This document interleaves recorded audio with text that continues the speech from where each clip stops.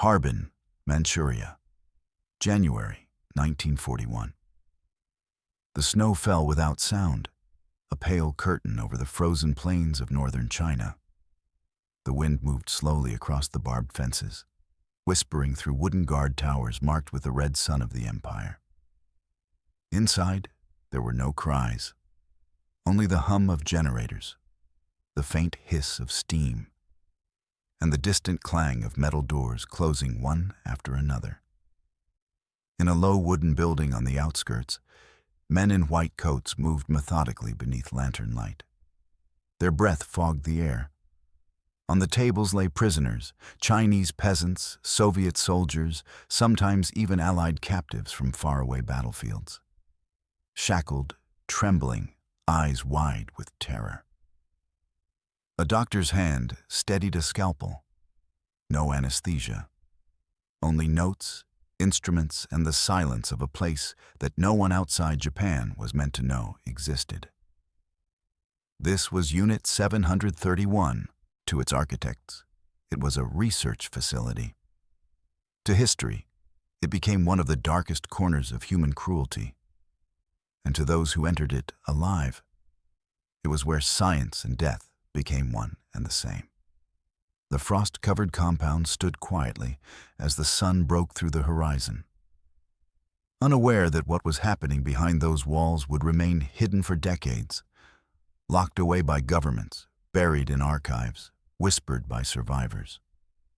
And it all began here, in a war where humanity itself was dissected. Before the name Unit 731 was ever whispered in post-war tribunals, its roots were already forming in the fevered ambitions of Imperial Japan's military elite. The year was 1932. Japan had invaded Manchuria, carving out a puppet state called Manchukuo, a land rich in coal, oil, and farmland, but also filled with resistance. Guerrilla fighters harassed Japanese patrols, and thousands of captured Chinese prisoners poured into makeshift detention camps. To Tokyo, these captives were not men. They were logs, a term used in secret military documents. A number to be processed, studied, erased. The idea came from a single man, Shiro Ishii, a brilliant but fanatical microbiologist in the Imperial Japanese Army. Educated at Kyoto Imperial University, Ishii was fascinated by germ warfare. He believed that diseases could become weapons more devastating than any bullet. While the world's powers had signed the 1925 Geneva Protocol banning biological warfare, Ishii saw it as a sign of weakness, a limitation Japan could exploit. He convinced the military that biological weapons could secure Japan's dominance in Asia. What he needed was human data, the kind that could never be obtained through animals or theory. By 1936, the Japanese Kwantung Army built him a vast, secret facility outside the city of Harbin. Officially, it was called the Epidemic Prevention and Water Purification Department. In reality, it was the largest human experimentation site in history. Spread across 6 square kilometers, surrounded by electrified fences and watchtowers, it housed laboratories, barracks, incinerators, and a prison block capable of holding up to 400 captives at a time. Few who entered its gates ever left alive. The prisoners were not soldiers of one side. They were civilians, farmers, rebels, sometimes entire families accused of helping partisans. Captured Russians, Mongolians, and later Allied POWs, including Americans, would join them. All were stripped of identity, referred to as Maruta, logs. This dehumanization made what followed possible. Inside, doctors in military uniforms performed experiments under the banner of science. Frostbite tests, limbs exposed to freezing temperatures, thawed and refrozen to study tissue decay. Vivisections, organs removed from living bodies to observe infection in real time. Pressure chambers, poison gas, grenades, all used on living captives to see how much the human body could endure before death. Notes were meticulously kept. Temperatures, heart rates, time of death. Ishii demanded perfection, not for medicine, but for war. By the late 1930s, Ishii's work expanded beyond the walls of Unit 731. The Kwantung Army, encouraged by his data, began testing biological weapons in the field. Entire Chinese villages were targeted. Planes released ceramic bombs filled with fleas carrying plague bacteria. Wells were poisoned with cholera. Epidemics swept through provinces like Zhejiang and Hunan, killing tens of thousands, perhaps hundreds of thousands, of civilians. The results were documented, refined, and fed back into Ishii's research. Japan had become the first nation to conduct mass-scale biological warfare. And yet, almost no one in Tokyo knew. The project operated under layers of military secrecy. Its funding came directly from the Imperial General Headquarters. Even Emperor Hirohito received carefully worded briefings, sanitized, clinical, stripped of horror. The scientists at Harbin were told they were serving the emperor, advancing Japan's destiny, protecting their homeland. That belief silenced conscience more effectively than any order could. By 1941, Unit 731 was no longer a single base. Branch units spread across occupied China. In Nanking, Beijing, Singapore, each conducting its own dark studies. They were numbered: 100, 1,644, 1,855. Together, they formed a hidden empire of human experimentation. Thousands of victims vanished into their laboratories, their remains burned or dissolved in acid. Outside, the world was changing. Germany invaded the Soviet Union. The United States imposed sanctions on Japan. In response, Tokyo's war planners looked toward Southeast Asia and the Pacific. But deep in Manchuria, far from the front lines, Ishii and his men continued their work, perfecting plague bombs, testing vaccines on prisoners, charting the slow, merciless logic of death in the name of national progress. The snow outside Harbin fell quietly that winter. The same snow that covered nearby villages, unaware that disease would soon come from the sky. And in the sterile rooms of Unit 731, Japan's doctors prepared for a new kind of warfare. One the world would not be ready to confront for decades. By early 1942, the war had turned global. Pearl Harbor had drawn America into the Pacific, and Japanese forces advanced across Asia with terrifying speed. From the jungles of Burma to the coral reefs of the Philippines, the rising sun seemed unstoppable. But behind the victories, another campaign, silent, unseen, was advancing too. In Harbin, Unit 731 entered its most active phase. Trains arrived weekly carrying prisoners from across occupied territories. Each transport was recorded, processed, and stripped of names. Captives were divided by experiment type: plague, frostbite, explosive trauma, dehydration. Some were kept alive for months as repeat subjects. Others lasted only hours. To Ishii and his subordinates, each death meant more data. Each autopsy another step toward the perfect weapon. The doctors were soldiers now. Many had taken the Hippocratic Oath before the war. Now they took orders from the Kwantung Army. They justified their acts as necessary for defensive medicine. Japan's logic was brutal but consistent. If war was inevitable, survival required knowledge. Disease would not be an enemy. It would be an ally. Researchers bred millions of plague-infected fleas in massive vats. They tested methods for dispersal, porcelain bombs, aerosol sprays, contaminated clothing. The goal was precision, the ability to wipe out enemy populations while sparing Japanese troops. In one series of experiments, prisoners were exposed to anthrax spores, then dissected alive to track how the bacteria spread through lungs and bloodstream. Elsewhere, cholera and typhoid were introduced into food and water.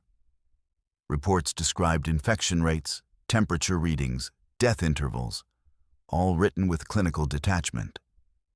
Outside the compound, local peasants noticed strange patterns. Whole villages would fall sick overnight. Livestock died, wells turned foul, crops withered. Japanese medical teams arrived afterward, not to help, but to collect samples. Those who asked questions disappeared. The villagers called it the Black Wind, a whisper for the unseen plague from the north.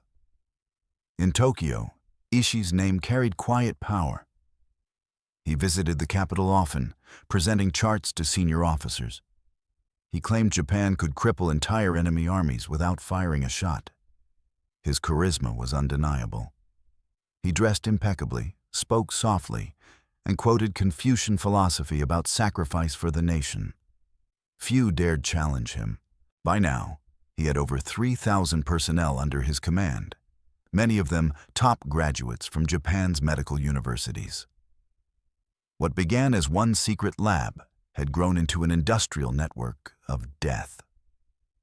Meanwhile, war brought new opportunities for testing. In 1942 and 1943, captured Soviet and Allied prisoners began arriving.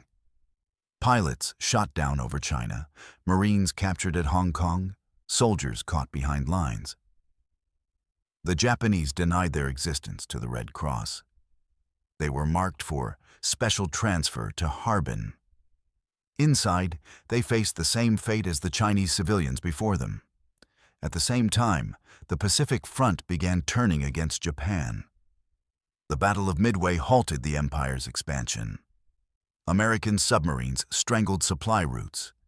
With desperation growing, Ishii proposed using biological weapons on the U.S. mainland. He planned an operation called Cherry Blossoms at Night, an air assault using plague-infected balloons against the west coast of America. Preparations began in 1944, but Japan's deteriorating situation forced its cancellation. Had it been carried out, historians later estimated it could have killed hundreds of thousands. Yet inside Unit 731, surrender was unthinkable. Ishii's men continued experimenting, even as Allied bombers neared Japan's borders. In one chilling report, a senior doctor noted that prisoners were injected with various blood types to test compatibility. Many died in agony as their bodies rejected the transfusions. Another experiment tested dehydration. Captives deprived of water until their organs began shutting down, their screams muffled by snow and concrete walls. Each dawn, black smoke rose from the crematoriums. Each evening, guards hosed down the corridors. There were no graves, only ashes carried by the Manchurian wind. Still, Ishii recorded everything: dates, formulas, photographs. He believed this knowledge would guarantee his survival, no matter who won the war. By 1945, Japan was collapsing. Cities burned under American firebombs. Hiroshima and Nagasaki would soon vanish in blinding light. But at Harbin, Unit 731 continued until the very end. The doctors destroyed their records, executed remaining prisoners, and set the complex ablaze before fleeing south. When Soviet troops arrived days later, they found only ruins and bones. What they uncovered would shock the world, though not immediately. For the horrors of Unit 731 were not yet over. The silence that followed would become its second crime. Angle 1 was power, the kind that hides behind science.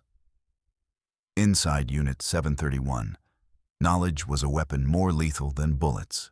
Each experiment was justified as research. But its true purpose was control over life, over disease, over the limits of the human body. Ishii's men weren't madmen in the traditional sense. They were educated, precise, obedient. Many wrote home to their families between autopsies. Some kept diaries about their work, describing their patients not as people, but as data points. It was this quiet professionalism that made their cruelty so disturbing. The hierarchy was military, the procedures methodical. Each scientist was assigned to a division: pathology, bacteriology, weapons testing. Orders came from the top, passed through ranks like a chain of infection. Those who hesitated were reminded of loyalty to the emperor. Patriotism replaced morality. Japan's wartime ideology had blurred the line between service and sin. Soldiers were told that compassion was weakness, that their duty was to sacrifice everything, even their humanity, for victory. And so they did. Angle 2 was denial, the collective blindness that allowed it all to continue. Most Japanese civilians never knew about Unit 731. Even within the army, only a few officers were aware. The doctors themselves built a world of rationalization. They convinced themselves the victims were already condemned. Spies, criminals, enemies of the empire. That their suffering was a small price for the future strength of Japan. A few protested quietly, but silence was survival. Dissenters risked being sent to the front or worse, to the very laboratories they condemned. The culture of secrecy became airtight. Files were coded, conversations hushed, guards sworn to lifelong silence. By the time anyone questioned what was happening in Manchuria, it was too late. Angle 3 was suffering, the human cost buried beneath statistics. Survivors' testimonies, rare but real, paint a picture beyond imagination. A Chinese nurse recalled watching her comrades taken one by one, never to return. A captured Soviet officer described hearing screams through the night, like animals being skinned alive. Another witness, decades later, still shook when he spoke of the frostbite chamber. Prisoners forced to stand barefoot in sub-zero cold until their flesh froze solid, then thawed with boiling water for recovery experiments. These were not isolated incidents. They were routine. The victims had no graves, no names, no recognition. Their deaths existed only in handwritten ledgers sealed by the Japanese army. Angle 4 was ambition, the dream of empire that justified everything. Japan's leaders believed they were building a new order in Asia, a self-sufficient sphere free from Western control. Science was to be its foundation. Biological warfare, in their eyes, was simply the next frontier of progress. Ishii himself saw it as Japan's ticket to parity with the West, a means to prove that the empire could match, even surpass, the scientific might of Europe and America. He often told his subordinates, "To protect our homeland, we must understand death." He meant it literally. Angle 5 was immunity, not biological, but political. When the war ended and Japan surrendered in August 1945, Ishii's empire of death collapsed overnight.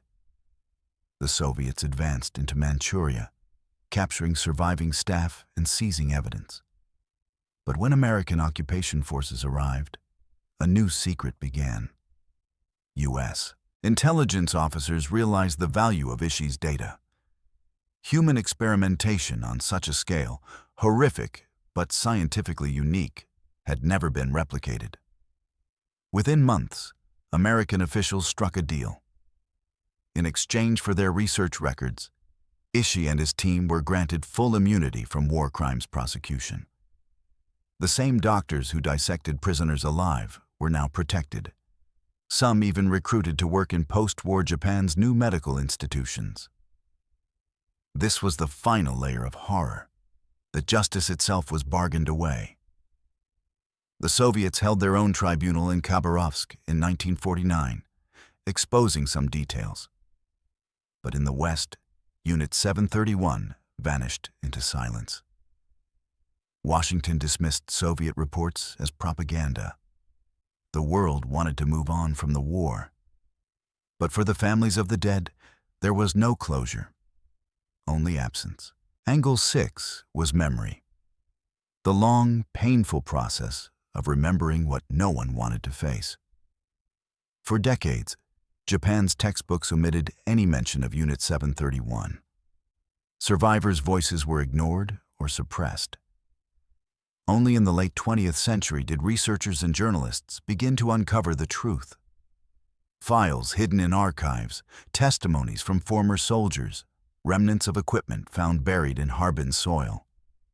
Each revelation reopened old wounds. Today, the site of Unit 731 stands as a museum, its rusted instruments displayed behind glass. Visitors walk through corridors once filled with the smell of blood and disinfectant. The walls are clean now, but the silence feels the same. The story of Unit 731 is not only about cruelty. It is about what happens when a nation's pursuit of power erases its conscience. When science, unmoored from ethics, becomes a tool of tyranny. And within those same laboratories, as Japan's empire crumbled, the final and most grotesque experiments began. Desperate attempts to salvage meaning from the wreckage of defeat. Angle 7 was desperation, the final stage of a collapsing empire. By 1944, Japan's once mighty armies were retreating on every front. Allied bombers rained destruction on Tokyo. The Kwantung Army, once the pride of the imperial military, faced supply shortages and encirclement. Yet, in the laboratories of Unit 731, experiments did not stop. They intensified. Ishi's reports from that year show a feverish rush to complete Phase 5 of the biological program, perfecting plague delivery systems for battlefield use. The tone of his orders grew frantic. He demanded more subjects, faster results. Even as fuel and food ran out, his trains kept arriving, filled not with supplies, but with human beings. The scientists knew the war was lost, but they feared irrelevance more than defeat. They wanted results to justify their existence. And so, the experiments took on a frantic cruelty. Prisoners were deliberately infected with multiple pathogens at once, anthrax and plague together, to study which killed faster. Others were burned or mutilated, their organs examined within seconds of death. Guards described the air heavy with rot and chemicals, the furnaces glowing red day and night. To those inside, death had become routine. The only question that mattered was timing. How long, under what conditions, with what results? Angle 8 was complicity, the invisible network that kept the horror running. Unit 731 was not an isolated monstrosity. It was supported by Japan's universities, industries, and military logistics. Kyoto, Tokyo, and Keio universities sent medical graduates to Manchuria for research assignments. Chemical companies supplied reagents and lab equipment. Army engineers built delivery devices, bombs designed to shatter mid-air, dispersing plague-carrying fleas over vast areas. Each cog in the machine told itself it was serving science, or the emperor, or simply following orders. The chain stretched from Harbin to Tokyo and beyond, to officials who signed off on funding, to generals who read Ishi's reports and said nothing. After the war, many of these same figures returned to respected academic careers. A number of Unit 731 alumni became deans of medical schools, directors of hospitals, even advisors to Japan's Ministry of Health. The country rebuilt itself on the ashes of silence. The world, eager to stabilize post-war Asia, looked away. Angle 9 was evidence. The battle over truth itself. When Soviet forces stormed Manchuria in August 1945, they found the smoldering remains of Unit 731. Documents burned, cells emptied, equipment smashed. But not everything was gone. They uncovered glass containers marked with biohazard symbols, fragments of instruments, and the testimony of captured personnel. Soviet interrogations revealed staggering details: frostbite tests, vivisections, plague bombs. At the Khabarovsk trials in 1949, 12 Japanese officers confessed to these crimes. The transcripts were meticulous, including names, procedures, and numbers. Yet Western governments dismissed the evidence, accusing Moscow of exaggeration. The Cold War had already begun, and inconvenient truths were buried under political rivalry. For decades, Unit 731 remained a shadow story, whispered among historians, denied by officials, and largely unknown to the public. Even Japan's own government resisted full acknowledgement. In the 1980s, when former members began to speak out, they were threatened with lawsuits or ostracized. Museums and textbooks faced censorship, but survivors kept pushing. Chinese families who had lost relatives and a few Japanese veterans haunted by guilt began telling their stories. Slowly, the silence cracked. Angle 10 was reckoning, the moral aftermath that outlived the war. As the 20th century closed, the truth of Unit 731 emerged piece by piece. In 1989, photographs of frozen limbs and dissected bodies surfaced in Japanese archives. In 1995, declassified U.S. documents confirmed the immunity deal granted to Ishii and his staff. The revelations sparked outrage across Asia. The Harbin site was excavated and turned into a museum, not of glory, but of remembrance. Visitors walk through its corridors today, reading names and dates on the walls. A glass case displays surgical instruments once used for vivisections. Another shows porcelain bombshells, elegant, almost beautiful, that once carried plague fleas. The horror lies not only in what they did, but in how ordinary it looks. Ishii himself never faced trial. He lived quietly after the war, reportedly working for U.S. military research under a new name. He died of throat cancer in 1959, buried with honors in Japan. His death certificate listed him simply as a doctor. No mention of the thousands who died in his laboratories. But history, unlike justice, has a long memory. The legacy of Unit 731 forced the world to confront the darkest side of modernity. The realization that progress and barbarity can coexist, that doctors can become executioners, and that science without ethics can turn civilization into a machine of suffering. In that frozen outpost of Harbin, the boundary between healer and killer disappeared.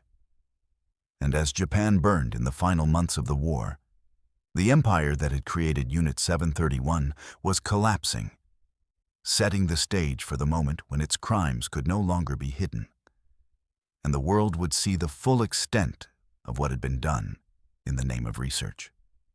August 9th, 1945. The Soviet Union declared war on Japan. Within hours, tens of thousands of Red Army troops poured across the Manchurian border. The Kwantung Army, once feared as Japan's most powerful force, disintegrated under the assault. Soviet tanks roared toward Harbin, cutting through shattered Japanese defenses. Inside Unit 731, panic spread through the laboratories like contagion. Shiro Ishii convened an emergency meeting. Officers crowded into the command room, faces pale under flickering lights. He gave the order, "Destroy everything. Leave no evidence. Not a single rat must remain." The doctors obeyed without question. Folders of data, years of experimentation, were hauled into furnaces. Test animals were poisoned. Prisoners, hundreds of them, were taken from their cells and shot, bayoneted, or injected with lethal doses of cyanide. The incinerators burned non-stop for 2 days, the air filled with smoke, acrid and black. Outside, the sound of artillery drew closer. Guards packed trucks with crates of chemicals and samples. Ishii ordered his men to scatter, some south to Korea, others west toward Japan. He disguised himself as a civilian and prepared to flee. Witnesses later recalled the smell of burning flesh drifting through the compound as the Soviets advanced. In one of the last surviving laboratories, glass jars shattered under the heat. Inside them were preserved organs, severed limbs, fetuses infected with plague, all that remained of thousands of human subjects. The flames consumed them, turning the evidence of horror into ash. When Soviet forces entered Harbin days later, they found the base still smoldering. The gates hung open, the walls scorched. Inside the compound, bodies lay half-buried in snow and soot.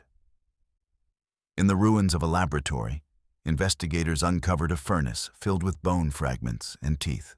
They found surgical tools, syringes, and steel tables stained dark from years of use.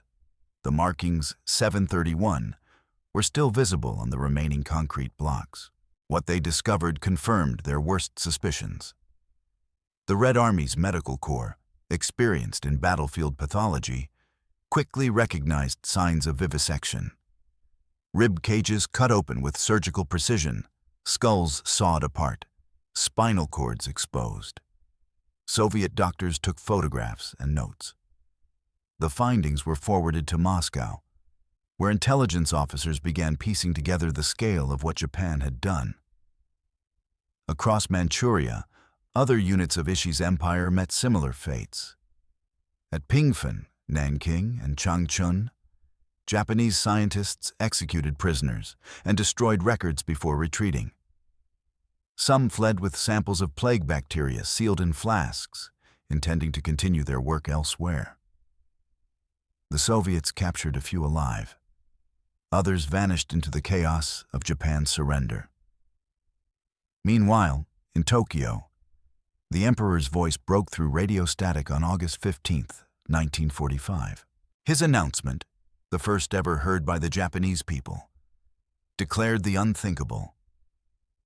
Japan had accepted defeat. The war was over. But for the victims of Unit 731, there would be no peace. Their names were gone, their remains erased. The only traces of their existence were in the minds of the men who had killed them.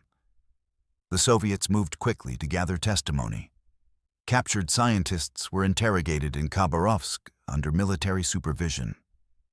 At first, they denied everything. Then, faced with evidence, some began to speak. They described the frostbite chambers, the gas tests, the plague bomb experiments. Their statements were detailed, almost mechanical, as if they were reciting from lab reports. One officer admitted to dissecting prisoners without anesthesia to observe the effects of intestinal infection. Another described entire villages infected deliberately during field tests. A few expressed remorse. Most did not. The transcripts of these interrogations would later form the foundation of the 1949 Khabarovsk war crimes trial, a proceeding that revealed, for the first time, the full magnitude of Japan's biological warfare program. But at that moment, in the final days of 1945, their confessions remained secret, known only to the Soviet command. In occupied Japan, American intelligence officers were conducting their own investigation. They, too, had heard rumors of strange medical units in Manchuria. U.S. General Charles Willoughby, head of intelligence under General Douglas MacArthur, received reports from Soviet sources describing plague and cholera experiments. The Americans were horrified, but also intrigued. The biological data gathered by Ishii's team could have immense military value. Within months, American officers located Ishii in Japan. He was living quietly, using a false identity. They brought him in for questioning. What followed was not an arrest, but a negotiation. Ishii offered the United States everything: his research, his findings, his staff. He explained in calm detail how diseases had been weaponized, how human subjects had been infected, and how the results could be used to improve biological warfare defense. U.S. officials recognized the strategic advantage. The Soviet Union was now their rival, and information from Unit 731 could tip the balance. So a deal was struck, quietly, unofficially, but decisively. Ishii and his senior officers would not be prosecuted if they shared their data with the Americans. The atrocities of Unit 731 were erased from official war crime lists. Documents were shipped to the United States, labeled as medical intelligence. Ishii's men were instructed to remain silent. And just like that, the world's most horrifying human experiments vanished into classified files. The victims, already denied life, were now denied justice. But the Soviets had not forgotten.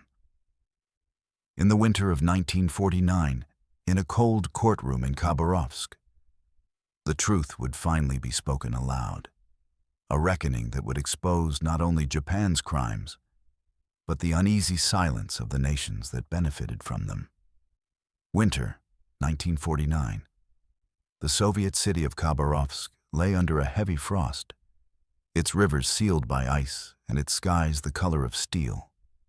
Inside the military tribunal hall, 12 Japanese officers stood in uniform, their faces rigid and pale. Among them were generals, surgeons, bacteriologists, men who once commanded the hidden empire of Unit 731. Now, before a Soviet court, they were about to speak the words the world was never meant to hear. The trial opened with evidence gathered from Manchuria, photographs of dismembered bodies, records retrieved from burned archives, and sworn statements from captured personnel. The Soviet prosecutor's voice echoed through the chamber, methodical and cold. You performed experiments on living human beings, men, women, and children. In the name of science and war. One by one, the defendants confirmed it. Major General Kawashima Kiyoshi, former head of the Army's medical school, admitted to overseeing plague bomb production. Lieutenant Colonel Karasawa Tomio detailed frostbite and gas tests on prisoners. Others described field trials that infected entire Chinese villages. They spoke without emotion, as if reciting lab notes.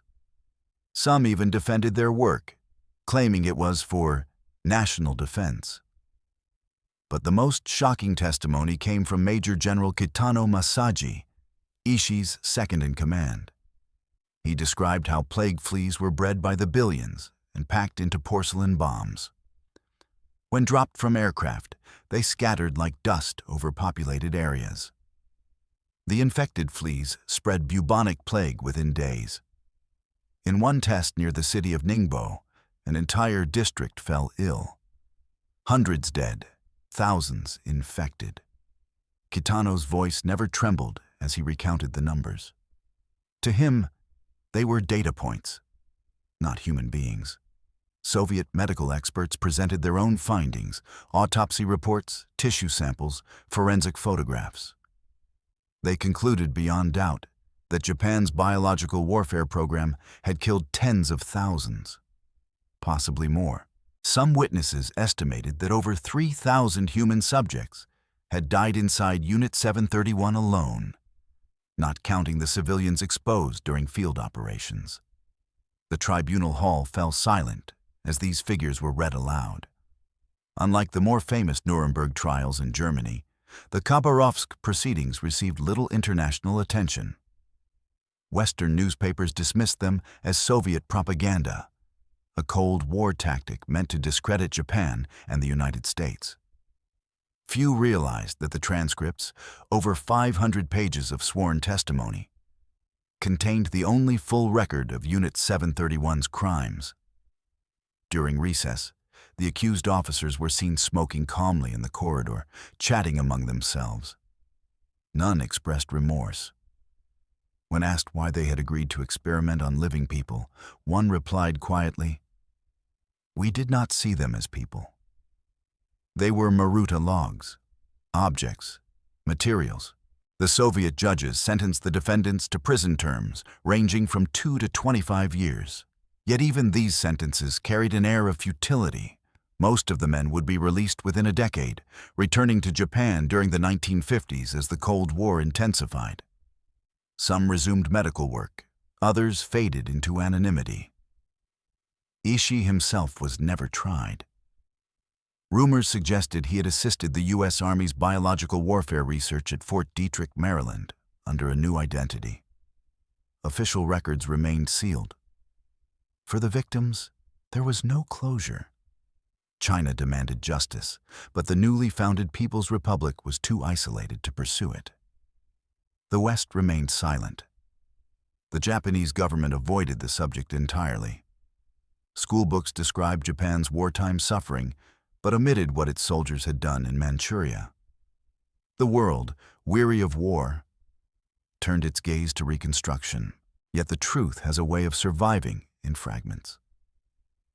In the early 1950s, Soviet doctors published medical journals describing the pathogens recovered from Harbin.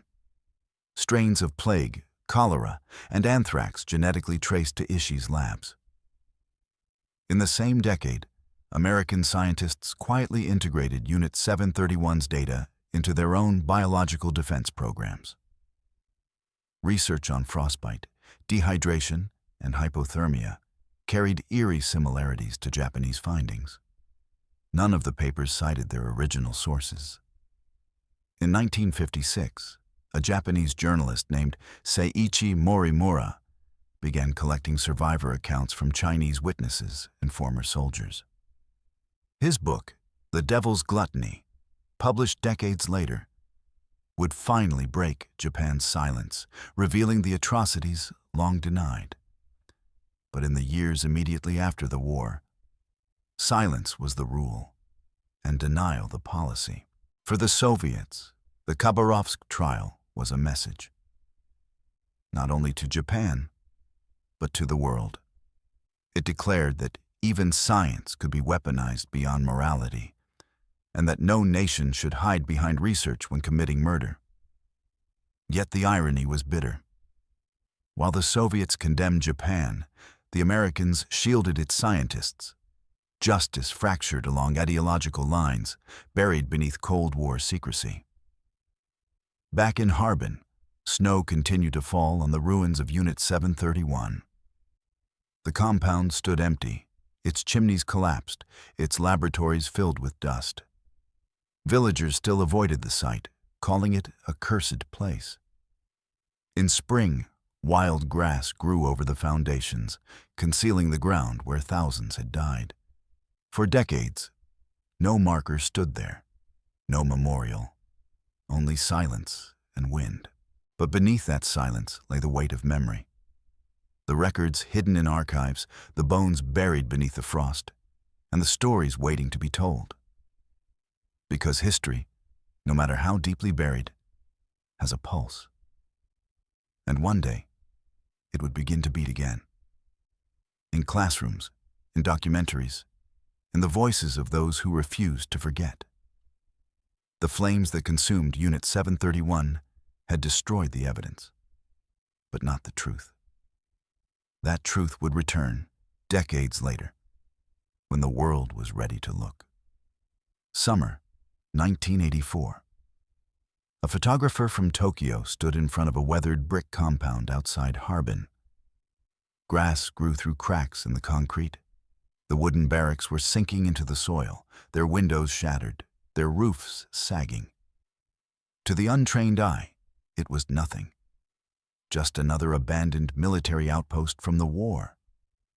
But the man behind the lens knew better. This was where Japan's most secret army once studied how to kill with science. He raised his camera and pressed the shutter. The click echoed faintly, carried by the wind across the ruins.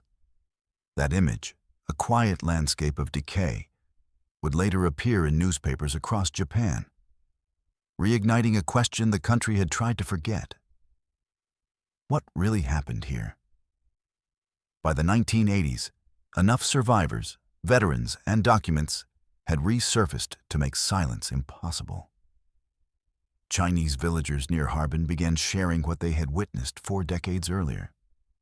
Truckloads of prisoners brought in at dawn, black smoke rising from chimneys that burned day and night, and guards who never spoke of what went on inside. Farmers still unearthed glass vials stamped with Japanese markings when tilling the soil. Some contained unidentified residues. Others bore the faded symbols of the Imperial Army's medical division. Japanese journalists, many of them post-war pacifists, started tracing the names of Unit 731's former members. To their shock, some were now professors at prestigious universities, heads of hospitals, even government advisors in medical research. They had built new lives with the knowledge gained from human suffering. No charges were ever brought against them. The immunity deal made decades earlier had sealed their pasts in the name of scientific progress. In China, meanwhile, the ghosts of the experiments refused to rest. Survivors of plague outbreaks from the 1940s began suffering strange illnesses, chronic fevers, tissue decay, respiratory collapse. Doctors suspected lingering effects from the biological agents once released by Japanese aircraft. Entire villages still carried the scars of what had been done, both physically and in memory. In 1985, the Chinese government officially opened an investigation into Unit 731. Excavations began near Pingfang, the main site. What they uncovered shocked even seasoned forensic experts. Human remains, skulls, femurs, and surgical instruments fused with rust. In some pits, skeletons were found with limbs cut open and bones sawed cleanly in half, signs of vivisection. Fragments of documents were recovered, detailing experiments labeled only by numbers. Each number corresponded to a test subject. None had names. For the first time, Japanese television aired a documentary showing the ruins. Elderly former soldiers appeared anonymously, their voices altered, recounting what they'd seen: the frostbite rooms, the chambers filled with infected rats, the screams that faded before dawn. Their testimonies matched Soviet trial records from 1949, proving those confessions were not propaganda after all. The revelation split Japan. Some called for a national apology. Others denied everything, accusing the media of exaggeration. Government spokesmen offered carefully chosen words. The events of that time are still under investigation. But the survivors in China had no doubts. They remembered the smell of burning flesh, the ashes that drifted over villages, and the men in white coats who never removed their masks. By the 1990s, as archives opened and scholars from both nations began working together, the story of Unit 731 emerged in its full, horrifying detail. What had once been whispered became part of public history. The Harbin compound was preserved as a museum, not of war glory, but of moral collapse. Inside its halls stood glass cases displaying surgical tools, preserved organs, and photographs once hidden in military vaults. School groups walked silently past them, faces pale, unable to look for long. Every brick of that building carried a question.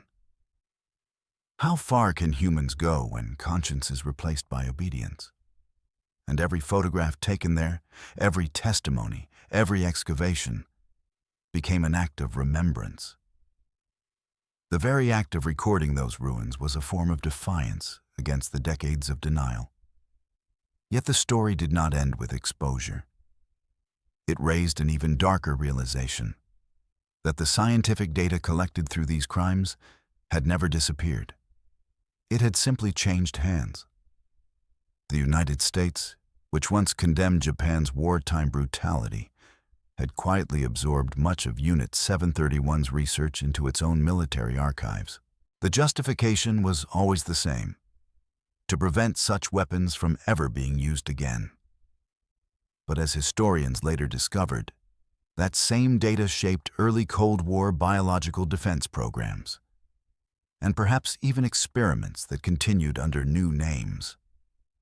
The victims, meanwhile, remained without justice. Japan's government offered no official reparations. Lawsuits filed by Chinese survivors were dismissed by Tokyo courts. Individual claims, they ruled, cannot be accepted under the terms of the post-war peace treaty. The archives were sealed once more, this time under bureaucratic order. And so, for many, the only justice left was memory. In Harbin, the wind still moves through the corridors of the ruined facility, carrying faint echoes of the voices once silenced there. The snow that falls over the site each winter buries the ground anew. But not the truth, because some places, once touched by such horror, never truly die. The years passed, and the world's attention shifted to new wars, new atrocities, new frontiers of technology. Yet every few decades, the name Unit 731 returned, whispered in documentaries, resurfacing in courtrooms, haunting the conscience of nations that preferred silence. It became not just a story of one secret base in Manchuria, but a mirror reflecting how modern science can become monstrous when stripped of morality. By the early 2000s, declassified U.S. documents confirmed what historians had long suspected. After Japan's surrender, General Douglas MacArthur and American intelligence officers negotiated directly with Shiro Ishii and his subordinates. In exchange for their research data on biological warfare, they received immunity from prosecution. Not a single scientist from Unit 731 was ever tried in the Tokyo War Crimes Tribunal. The Soviets, furious, had already conducted their own trials in Khabarovsk in 1949. But the West dismissed those as propaganda, because to admit their truth would expose Washington's own deal. The data Ishii provided was exhaustive. Charts on frostbite recovery limits, infection progression of anthrax and plague, autopsy records, organ response to pressure, dehydration, and poison gas. It was grim, but invaluable to the emerging Cold War bioweapons programs. Within a few years, the United States had launched Project Clear Vision and Operation Whitecoat. Defensive biological research built upon the very foundation laid in Harbin. Science, once born from cruelty, now wore the cloak of national security. Meanwhile, Ishii himself lived quietly in Japan. He never faced prison. Some reports claim he lectured at medical schools under a false name. Others suggest he advised the U.S. during the Korean War on germ defense. When he died in 1959 of throat cancer, there was no reckoning, no apology, no trial. His ashes were scattered quietly, but his legacy remained buried deeper than the graves of his victims. In China, survivors of plague villages and the families of those taken to Unit 731 still gathered each August to light candles along the Songhua River. They read the names of the dead, not official names, for most were never recorded, but the names their families remembered. Old farmers still pointed toward the fields where the Japanese planes once flew low, releasing canisters that glittered in the sunlight before bursting. They said that even decades later, the earth there would sometimes yield bones after heavy rain. The memorial in Harbin expanded in the 21st century. Visitors walked through reconstructed hallways of the laboratory, the freezing room, the pressure chamber, the autopsy theater. Guides spoke softly, allowing silence to fill the spaces where screams once had been. Foreign diplomats left wreaths. School children stood before the displays of test subject numbers. Maruta 101, Maruta 243. Each one a person whose story would never be fully told. In 2018, Japanese citizens groups formally petitioned their government to declassify all files related to Unit 731. The response was bureaucratic, almost mechanical. No such records exist in the possession of the Ministry of Defense. But historians knew otherwise. Thousands of documents had been quietly destroyed in 1945, burned by retreating Japanese forces to erase all trace of their crimes. Those that survived did so only because a few low-ranking soldiers disobeyed, hiding papers in walls, smuggling photographs to Soviet lines, refusing to let history disappear completely. The horror of Unit 731 is often compared to the Nazi experiments in Dachau or Auschwitz. Yet what made Harbin unique was its scale, its methodical calm. There were no shouts, no uniforms of hate, just doctors in white coats, clipboards in hand, recording death as if it were data. It was cruelty disguised as progress. Even today, medical ethics boards around the world cite Unit 731 as the defining line. The example of what happens when science serves ideology instead of humanity. Every oath, every code of conduct in modern medicine, from the Nuremberg Code to the Declaration of Helsinki, carries within it the shadow of what was done there. The snow still falls quietly over Harbin each winter. Tourists come and go, taking photographs beside the museum's rusted gates. Yet for those who stand long enough, listening to the wind through the remains, it's said you can almost hear the faint hum of the incinerator that once burned day and night. And that silence, heavy, endless, accusing, is all that remains of the men who believed they were serving science, when in truth, they were only serving death. The ruins of Unit 731 stand today like a scar that refuses to fade. A reminder that civilization and savagery are separated only by a thin line of conscience. The men who walked those corridors were not monsters from birth. They were doctors, scientists, officers, educated, disciplined, patriotic. They believed they were serving their emperor, defending their nation, advancing science. That is what makes their story so chilling. Evil did not arrive wearing horns, but lab coats. When the snow covers Harbin each winter, it softens the edges of the compound, hiding the stains of what once was. But underneath that snow, the truth remains intact. The rusted scalpels, the shattered glass, the traces of laboratories built for death. Each relic whispers the same warning, that knowledge without empathy becomes a weapon, and patriotism without morality becomes a disease. History often celebrates progress, the triumphs of medicine, the march of technology, the brilliance of human invention. But the story of Unit 731 is the shadow side of that progress. It shows how curiosity, when twisted by ideology, can turn discovery into destruction. Every advance in medical ethics today, every signed oath, every human trial regulation, owes its existence to the ghosts of those who perished in that frozen laboratory. The world cannot resurrect them. It cannot erase what was done. But it can remember, and remembrance, in the end, is a kind of justice.